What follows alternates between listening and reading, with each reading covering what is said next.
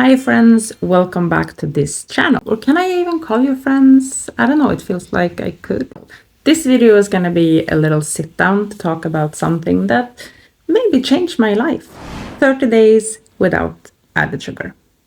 And yeah, that means no chocolate, no pastries, not even ketchup. Or yeah, we'll talk about that later. And if you ever thought maybe I should cut sugar too, this video is for you. So why I did it?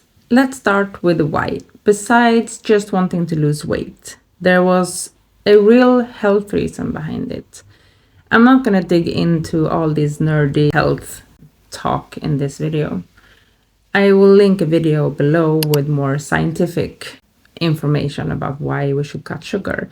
But just to keep it short, sugar is linked to a bunch of diseases. Diabetes, fatty liver, heart disease. I mean, not exactly stuff you want to collect like a Pokemon. Anyway, I'm gonna drop a link to a more scientific video for whoever wants to dig a little extra. A warning though, they might scare you into hiding your jelly beans. Now to the good part. How did I feel? I had no more sugar cravings.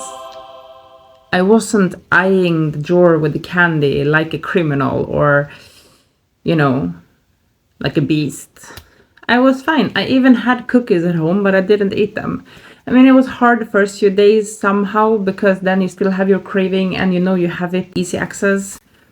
But it went easier and easier every day that passed, and now I'm not even craving sugar. My mood, less of a roller coaster and more chill. Also, I don't know if this is science behind this, but food tastes better. I have an increased food perception. Is it called that? Oh my god. Like, fruits are all of a sudden a dessert. I feel fuller during the day, probably because I'm not chasing this sugar high. So I'm not really thinking about food or snacks that much, more than I need to eat my breakfast, lunch, and dinner. And usually my lunch is a snack. It's like my brain suddenly got this memo that you're not starving, you're just bored. So how did I stay on track? I mean, it wasn't magic.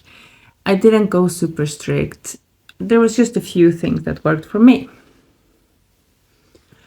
For example, I swapped out unhealthy snacks for healthy snacks. So whenever I felt like I wanted a snack, I didn't have a candy bar or chocolate. I had something that still felt like I was snacking, but it wasn't packed with calories and sugar. Sometimes calories, but no sugar at least. And I did make a video about 9 snacks without added sugar that I can also link below for anyone that feels like trying them. I think also a huge part was that I told myself it's only 30 days, because in my brain, if I am telling myself this is a change for life, I want to binge. I am going crazy thinking, oh no, it can't be the last time I have sugar. So I'm gonna have to eat everything I have in my house. And whoever saw the videos in the beginning of our journey knows what I'm talking about. So yeah, 30 days is overcoming. And telling myself it's only 30 days, it really helped. It's easier to climb a hill than stare at the mountain. I think it's said. I don't know. What did I eat and what didn't I eat? I wasn't super strict. Reading all these articles or watching these other videos with how to quit sugar, they always say no honey, no artificial sweetener. Some say no fruits, but that's not me. I did have honey on occasions, not every day. I rarely used sweeteners except from in my diet soda because, well, I'm still human. And I think one thing that made it all possible is that when I went away, I was invited to someone else. I brought my own snacks without sugar, so everyone had to eat it. Okay, so struggles and slip-ups. Because let's keep it real. Can you really go no added sugar for 30 days? Yeah, you can. I mean, I stuck to it pretty good, but I did have one slip-up. It was an honest slip-up. I had pasta. And who in Sweden doesn't eat ketchup on their pasta? I thought we had sugar-free ketchup, but we didn't. I took ketchup without even thinking about it. And a few days later, I realized, we don't have sugar-free ketchup. And another struggle, I mean, everything has sugar in it. Bread, sauce, everything, even things that's labeled healthy and no added sugar, you read the ingredient list and it says sucrose, which is sugar, or I don't know, dextrose, which I think maybe is a mixture of sugar and fructose. I don't know, I would have to read up about that. But I mean, do they really have to add it to everything? I know they add sugar and salt to make it taste better so that everyone will buy it, but can there not be more products without sugar, please? So that's my biggest struggles. Going away, I kind of made it work. Snacking, I made healthy snacks. So I just made a mistake. No gold star for me. Now about disclaimers. I did eat no added sugar, or at least no added refined sugar for 30 days, but I also was in a calorie deficit. Not a big calorie deficit. I have been eating around 2,100 calories per day, sometimes a little bit less. Also, I'm breastfeeding, which is increasing the amount of calories you burn. And we have been taking daily walks, around 35 minutes per walk. So it's not only the no added sugar that play a role in the difference it's been making. And no, I didn't spend the whole day in a cave eating salad. I still enjoyed myself. I ate snacks, but no sugar snacks, to make it more sustainable. I want to make more consistent changes and not just make this like a monthly diet that I'm going to crash and go back to my normal habits. I want to actually start new habits. And now I'm going to show some before and after pictures. And let's address the elephant in the room. Not me. I'm working on that, okay? You won't see a massive change.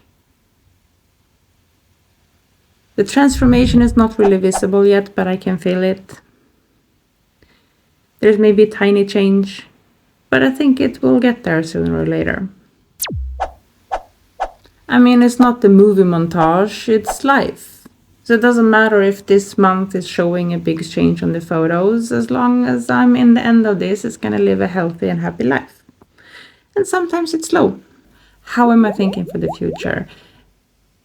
I'm not gonna ban sugar for life. That's not realistic, because as I told you before, if I have restrictions, I go crazy. That's not gonna work. But I'm thinking that now when I start eating sugar again, if I notice that I spiral and going up and up and up in sugars and I'm craving these sweets all the time and I want it every day, well, then I'm gonna have to do something about it again, and then maybe I'll do the same thing again. Or I'm just gonna start reading the labels and maybe make small adjustments, like the sugar cannot be the top 5 ingredients in the list, or it can be a maximum 5 grams per 100 gram in every item I'm eating. So I'm kind of pushing all the sugar intake down a little.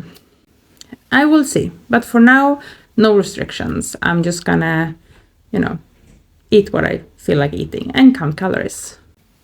And if you have done something similar, if you are thinking about doing something similar, then tell me in the comments, how did it go for you? What worked, what didn't? Do you have any ideas and tips of what can you eat or snack on? Anything that might be helpful for me or for anyone else that want to do this. And if you want to see more challenges, for example, trying 75 hard or water fasting if I don't lose my mind.